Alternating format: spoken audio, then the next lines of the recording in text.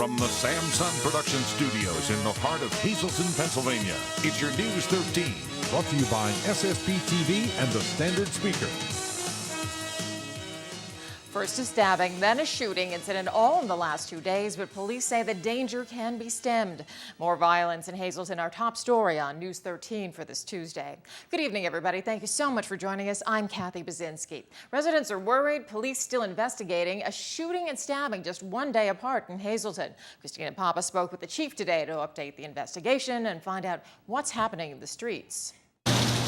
Yesterday morning, just minutes after midnight, police were called to 15th and Alder Street in Hazleton, where a man was stabbed outside on the road. He had a lacerated liver and some severe or serious internal hemorrhaging. Police jumped into action, but this crime scene still has plenty of unanswered questions. Right now, the only thing safe to say from a law enforcement standpoint is we don't know what happened. Officers spoke with a witness to the stabbing this afternoon, just hours after they were dispatched to another incident on Wyoming Street this morning around 3 a.m. Upon our arrival there, we learned that an argument took place between 3 people in the apartment. And while the argument took place, one of the individuals pulled a gun. That person shot 1 round into a wall and then fled the scene. Chief Frank D'Andrea and his team are hard at work solving these cases, but they need the community's help to solve the crimes. We're confident someone knows how it happened, and we're trying to solicit the public's assistance in not only identifying who it was for sure, but where that person might be. Folks on Wyoming Street were too scared to speak with our cameras today, but there is a more private way to explain what you've seen. If people have information about the cases, they're asked to call police immediately. And we've got to explain to the public that there is no time that this type of incident should be allowed to take place in the city of Hazleton. Christina Papa, News 13, Hazleton. And with crime popping up at apparently every turn, police in Hazleton asking the community to support the Pennsylvania Attorney General's proposed crime unit. Chief D'Andrea is coming out strong, asking the people of Greater Hazleton to support Attorney General Kathleen Kane's proposed mobile crime unit that would clean out gangs and drug activity. Concept would be statewide, but it would begin in Hazleton. The Senate has approved the crime unit, and there's a good chance the House will as well. But there is the possibility Governor Tom Corbett may reject it. D'Andrea says there are only a few days left for Pennsylvania residents to get their message through. Governor Corbett's initiative to pass a balanced budget has to take place by the 1st of July, or it's not on time. So now is the time where every member of the viewing community should stop, pick up the phone, call the governor's office at 717-787-2500 and ask Governor Corbett to please support General Kane's initiative at the street crime task force that she wants to start. Again, Chief D'Andrea urging everybody in the region to call that number, 717-787-2500, and demand support for the gang unit proposal. Well, a co-defendant in the trial of a Schuylkill Haven man charged with murder says he watched as the man tied a victim to the tree and left him to die. The co-defendant testified in the first day of the murder trial for 49-year-old Keith Reber. He said Reber tied Brian Smith of Origsburg to a tree in South Manheim Township and then abandoned him in the woods.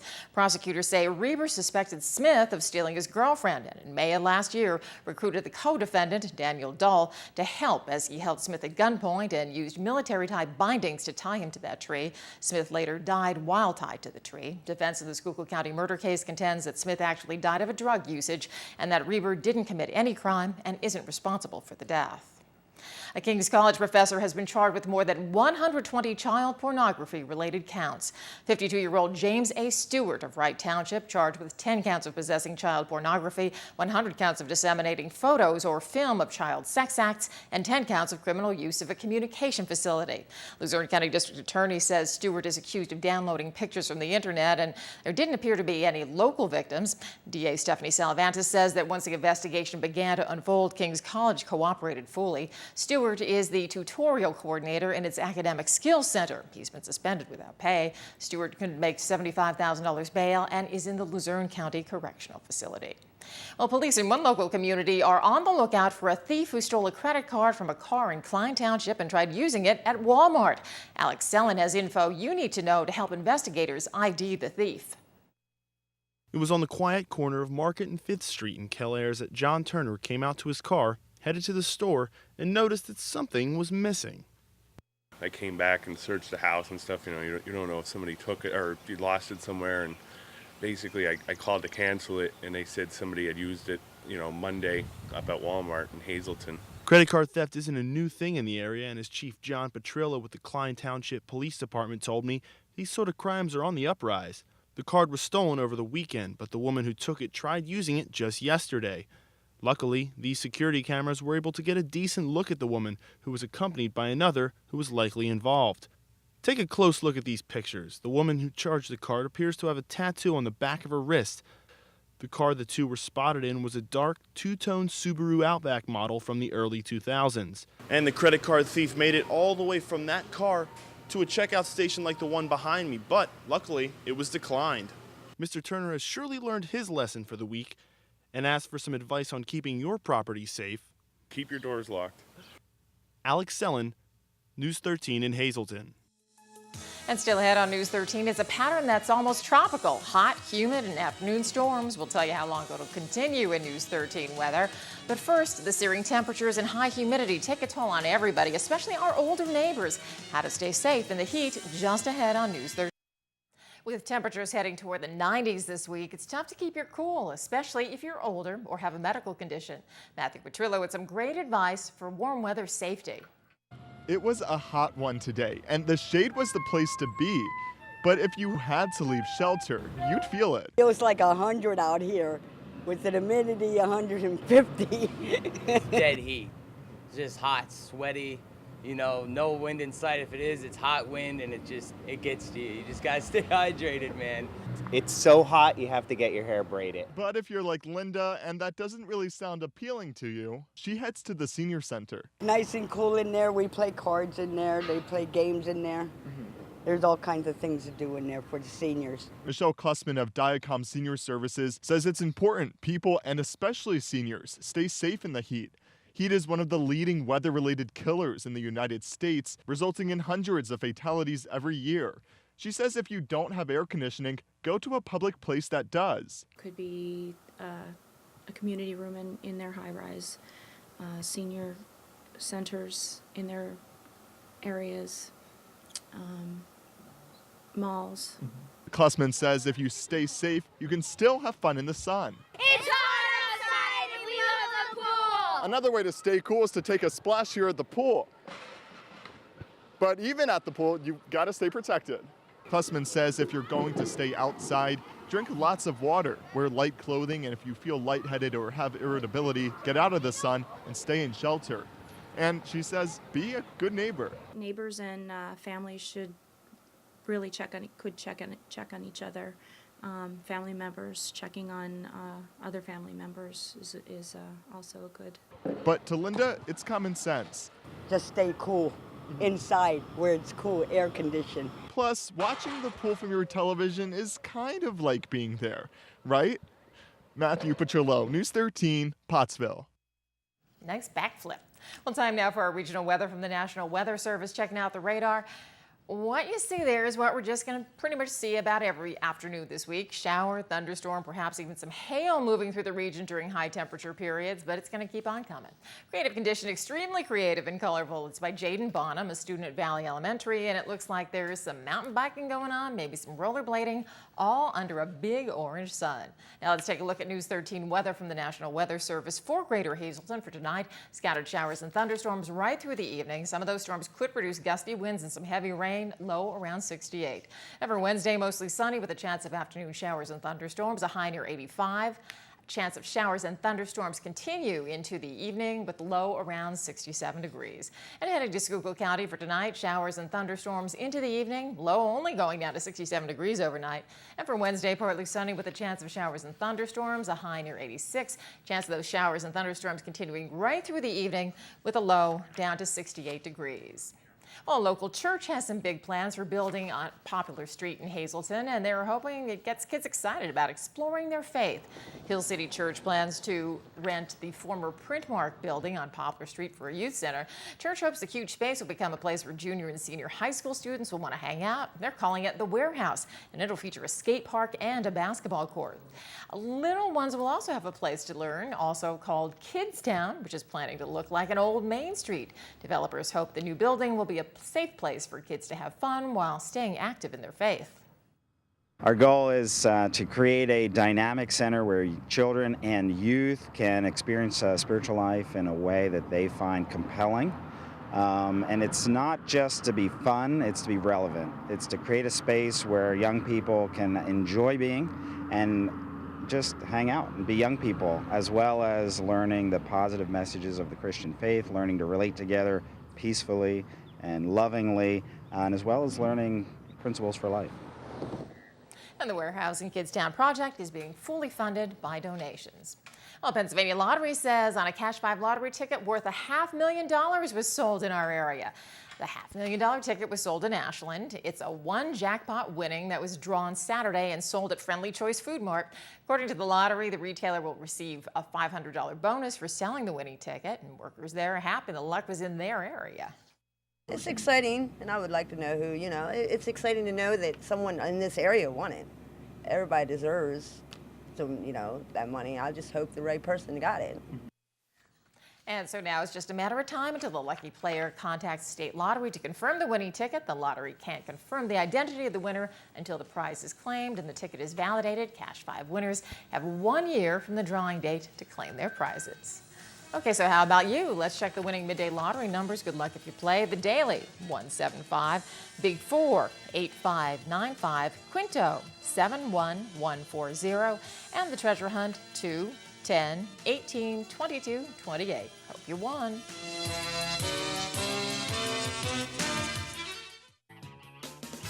Good evening, everyone, and here's tonight's Talk of the Town report. First tonight, the Holy Door Mission Friary will be hosting several events this summer. Sunday, July 28th at 3 p.m., Stories Leading to Faith. Sunday, September 8th at 3 p.m., Embracing the Leper. And Sunday, August 25th at 3 p.m., they will once again be hosting a Blue Mass for emergency responders, featuring a blessing of equipment and a social in the hall. For more information, please call 570-788-1212, extension 400. And finally, the Hazleton Area School District will be holding the summer breakfast and lunch program now through August 16th. All children under the age of 18 may receive free meals through this program to ensure nutritious meals even when school is not in session. For more information, check out the district's website at hasdk12.org. That's tonight's Talk of the Town. News 13 would like to send sincere condolences to the family and friends of these recently departed. Anna P. O'Lear, formerly of Hometown. Mass is Friday at 10 a.m. in the St. John Bosco Church. Friends may call Thursday from 6 to 8 p.m. and Friday from 8:30 to 9:30 a.m. in the Butler Chapel of the Crofton Hughes Funeral Home. Rose daughter Demon Manicore of Allentown. Service will be held Thursday at 11 a.m. in the Harding Funeral Home. Friends may call from 10 to 11 a.m. John M. Simmons of McAdoo. Funeral is Thursday at 9:30 a.m. from the Damiano Funeral Home. Friends may call Wednesday from 6 to 8 p.m. Eleanor L. Davis of Drums. All services will be private from the Harmon Funeral Home. Virginia M. Tucker of Hazleton. Funeral is Wednesday at 10 a.m. in the Holy Rosary Catholic Church. Friends may call Tuesday from 6 to 8 p.m. in the Firo Funeral Home. And John Patrick Murphy of Whitehaven. Mass is Thursday at 9:30 a.m. in the St. Patrick's Church. Friends may call Wednesday from 6 to 8 p.m. the Lehman Family Funeral Service. Tonight's obituaries have been brought to you by the Smilax Floral Shop located on 15th Street in Hazleton. For delivery to all local funeral homes, call 570-454-0111. And by Mia's. Once again, the Hazleton area's #1 rated restaurant. Call 570-501-3410 for information on luncheon packages. SSPTV Sports on News 13 with Fred Barletta Jr. Well, Russ Kanzler of the Norfolk Tide had the day off. They'll be back in action tonight. The Lehigh Valley Iron Pigs, they were rolling last night. And the Scranton-Wilkes-Barre Rail Riders, well, they had pulled over to the station, I guess. Let's take a look and show you what we have. Lehigh Valley continued and finished their series out against Columbus, and they did it in a big way. They win 9-2. Now, from here, Lehigh Valley will come on home. Iron Pigs come off the road. They'll entertain Durham tonight, the first place Durham club. Meanwhile, Columbus, they get on the road. Where are they going? Well, they'll be seeing Mr. Kanzler and company. They're going to be playing the Tide down in Norfolk.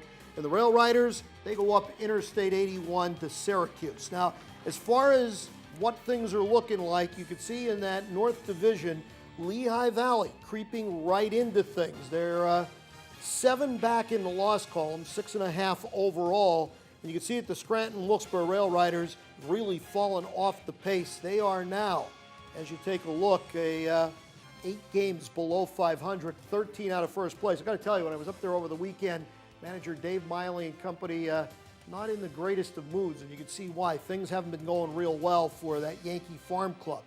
Now, in the Southern Division, Norfolk Tide, well, they've picked up a game since last week. They're 2 over the 500 mark, but they're still 8 back of the Durham Bulls and are actually closer to the last place Gwinnett Braves than they are the first place Durham Bulls. So we'll stay posted. We've still got a lot of baseball to go, that's for sure. In the major leagues, Yankees open up a series tonight in the Bronx against Texas.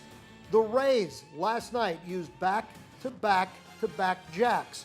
That was good enough to stop the Toronto Blue Jays' 11-game win streak. So Joe Madden and company take care of business.